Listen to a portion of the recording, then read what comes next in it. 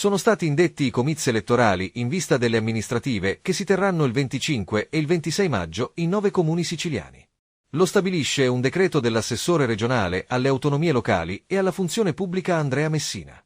A essere coinvolti dal voto saranno i seguenti comuni, tutti commissariati: Realmonte, in provincia di Agrigento, Montemaggiore Belsito e Prizzi, nel Palermitano, Solarino, in provincia di Siracusa, Favignana, nel Trapanese, mentre in provincia di Catania sono chiamati alle urne Castiglione di Sicilia, Palagonia, Raddusa e Ramacca, dove intanto sono diventate definitive le dimissioni presentate dal sindaco.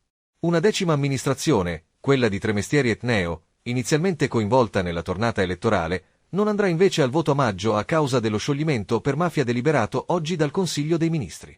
L'assessorato provvederà dunque a emettere un nuovo provvedimento per escludere il comune del Catanese dalle prossime amministrative.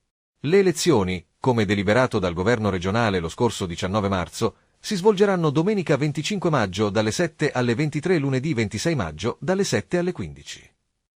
L'eventuale ballottaggio è fissato per domenica 8 giugno, sempre dalle 7 alle 23 e lunedì 9 giugno dalle 7 alle 15, in coincidenza con la tornata referendaria.